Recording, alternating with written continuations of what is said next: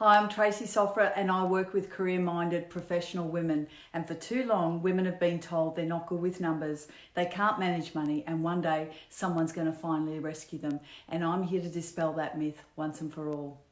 So I'm picking up where we left off yesterday, which was about setting goals. And we did the preamble or the groundwork for today's chat. And basically what that was tapping back into our why, which is our purpose in life, and understanding why we do what we do. And then discovering our true adult values, which is the representation of who we are, the rules that we live by, the way we conduct ourselves in life. And they are basically, what we stand for, who we are, what our not negotiables are. So I'm hoping you've spent the time and had the time to look at those two incredibly important preparation stuff for today. And I'm hoping you kind of went, when you watched Simon Sinek, that you went, oh wow, this is incredible. I'd love your feedback on that, because some of the time I feel like I get more excited than most people about certain things, and I wonder if it's just me. So if it's not just me, please reach out, let me know that you loved it as much as I did. And as I said yesterday, watch it as many times as you like. It's incredibly powerful. And if you don't get it the first time, just keep watching it. Write it down and kind of digest it and sit in that space where you're able to take it all in. So, having done the groundwork with the why, the purpose, and then discovering or nutting down the nuts and bolts of who you are, what you stand for, and what are your not negotiables, we're ready now to set goals.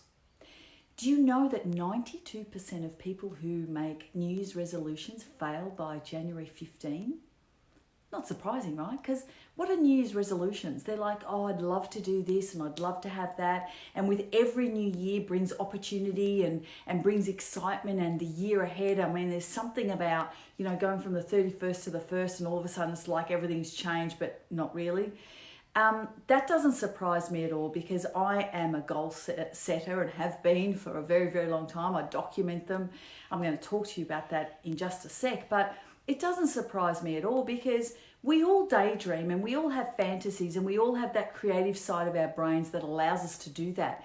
But so little people take it into action. They kind of just leave it there. So it's great to say, I would love to lose 5 kilos. I would love to save 10 grand. I want to do that holiday this year. I want to finish that course I started 5 years ago. I want to ask for that promotion. I want to increase my income. Whatever it is, I want to spend more time with my kids. That's all well and good, but bottom line, what are the actions you're taking to make those things happen? And have you written them down? You've got to write them down, because all the gurus and all of the successful people in life document their goals. Do you know, by writing down your goals, you're 50%, you have more of a chance, 50% more chance of achieving those goals than if you don't? And here's another little kicker. If you share them with your community, with your trusted people, it's another sticky point. It sticks a little bit more. So it's incredibly important to write them down. Don't just, fantasize about it. Write it down, share it with your trusted people, and then put some action steps into making it happen. So this is my take on SMART goals. It's out there. You can find it on Mr. Google. You know how I love Mr. Google. But here's my take on SMART goals. So what I do is I start with SMART, being S-M-A-R-T. Let's start with S. S is specific. So you can't just say, oh, I want more money in the bank for a rainy day. That's not a goal, and that's not specific. That's just a statement that we make. So what would it look like? I'm going to use this example through each one of those. So if we said, so that's a non-specific goal. You're not specific enough. You need to be able to say something like this. I want to have $60,000 in my emergency fund in the next 12 months. That's a goal, right? That's a specific goal. This is where we're being specific about what we actually want to achieve. The M is for measurable. You can't manage, you can't control what you can't measure. It's incredibly important to be able to measure this. So the measurement piece is The 60 grand is fine over 12 months, but how about we break that down into little bite-sized pieces? Because 60 grand is like overwhelming, right? It's like, oh my God, how am I going to get 60 grand? Simple. Let's break it down into months. If you need to break it down into fortnights, do that. Whatever it takes. But if you said, I'm going to save $5,000 a month every single month, 5/12s are 60 grand, right? So you're getting my drift here? Same example, being specific, being able to measure it. And we need to measure the long-term end, like we need to have that end goal, and then those milestones along the way, month by month, and tick, tick, tick. It's awesome. And what that also does is it keeps the motivation going and builds confidence as well, which is incredibly important. Because, life gets in the way. Life's busy. We've got 1,000,001 things to do. So we need to stay focused and we need to stay on track. So those little milestones along the way are incredibly important. A, so SMA, we're at A. It needs to be achievable. And what I mean by this is I'm by no means saying, don't stretch yourself, because I always say to my team and I always say to my kids, if your goals are a to-do list, like a tick list, that's not a goal. It's really not a goal. If you can just do that stuff without stretching yourself, without coming outside of your comfort zone, remember we spoke about the status quo, you've got to get comfortable with being uncomfortable. And you've got to get uncomfortable and stretch yourself. Otherwise, it's not a goal. It's just another tick list to do. Yeah? So achievable needs to be stretchy, but achievable also needs to be realistic to a point where if you set a goal and say, I want to save $1 million in 12 months, that's kind of not really achievable, is it? Particularly if you're on 80, 90, whatever, 150 grand, whatever your income may be. It needs to be achievable. We need to be realistic around these goals that we're setting. It needs to fit in. R is for relevance, yeah? What is relevance? It needs to be relevant to your why and your values. This is where setting goals based on other people's stuff, based on what you're seeing on social media, and I'm guessing now, given that we're all home, most of us are home in hibernation and isolation, we're probably on social media more than we've ever been. We're probably watching people like me more than you ever have been. And we need to make sure we're true to thyself in setting goals.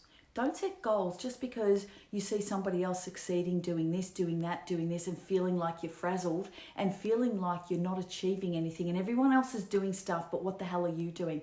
Stop that right now. Don't do that. That's not fair to yourself, and that is not going to get you anywhere other than down. What you need to do is do the work. Go back. Remember, it all starts here. It all starts with the individual person. Uncover your why and your purpose. Watch Simon Sinek. If you don't like him, find another way. But he's a great source. Uncover, discover your true values as an adult. Do those things, because these things are what will make the goals stickier. Because when times get tough and life gets busy, as I said to you, and when you've got so many things on your plate, if the goal you've set doesn't stick to, has no relevance to your why and your values, do you reckon you're going to commit to that? Or what's going to happen? You're going to just let it slide, right? Because it's really not who you are. It really wasn't that important. I guess it was more around those trying to be like everybody else. And even as we grow up and grow older and we think, God, can't believe I did that, I'm a grown woman, we all fall into those traps by watching everybody else, because we are more connected now digitally than we've ever been before in our lives. So they must be real goals. They must be these value-based goals that I'm talking about, and they can't be these superficial things that just because somebody else is doing it, we should be doing it too. Not everything is good for everyone. And finally, T is time. We need to set a deadline. Absolute deadline needs to happen, because if you say, with that example, right, if you say, I want to save 60 grand in 12 months, if you want to say, 60 grand, well, by when? Yeah. When you set that deadline, it all of a sudden gives you the parameters within which you're working. it sets a pathway, and all of a sudden it stops that procrastination. You go, whoa, I better get on my bike. Let's get going. Let's start doing this thing, yeah? So that example that I've said about saving 60 grand in 12 months must be measurable. As I said, 60 grand in 12 months, because that's specific. It needs to be measurable, which we have measured, and we've broken it down into little bite sizes of 5 grand a month. It is achievable because based on my income and based on my situation, let's say it's achievable. And also it's relevant to me. Why? Because I value financial independence. I value being able to stand on my own 2 feet. I value strength. I value empowerment. I need money to be able to support me with those values. Because if times get tough and I don't have that backup, I'm not going to be too happy, am I? No, it's going to go against my grain of who I am and what I stand for, and it's going to feel extremely frustrating. So it's absolutely relevant to who I am and my why, and setting the T for time gives it a deadline, stops procrastination, and allows us to make sure that we know the parameters within which we're working. So there it is. SMART goals. Google it, you'll find it. If you want more information, send me a message on this. Please give me a feedback on Simon Sinek. I'd love to know about that. But I hope this was really, really helpful to you. It's the way that I set goals, and I can't tell you how important it is. Get it out of your head. Because here's another quick thing. People that say, I've got these goals in my head, I know what I'm doing. No, I'm sorry, I'm just going to disagree. I'm going to put it out there and say, nah, you don't know. Because you've got 15,000 thoughts going on in your mind on a daily basis, and that is in there jumbling up like a fruit salad type thing, yeah? You got to get it out of there. You got to put it in front of you. Some people say you should even carry them around. You got to share it with your community, your trusted people, and you should read it every single day, and you should tick it off. And the most important thing around all of these goals is you need to set those specific measures. You need to make sure that it's specific, that it's measurable, that it's achievable, it's relevant to who you are and what you stand for, and there is a time-specific frame around that. Okay, that's it for today. I am Tracy Sofra. I work with career-minded professional women. And if you like this page, we will chat every single day together. Love seeing you all. Make sure you register for my program, which is coming up real soon. You'll get early access if you click the button below. And I can't wait to see you tomorrow with another topic that I'm ready to share. Enjoy your day. Have a great one. Bye.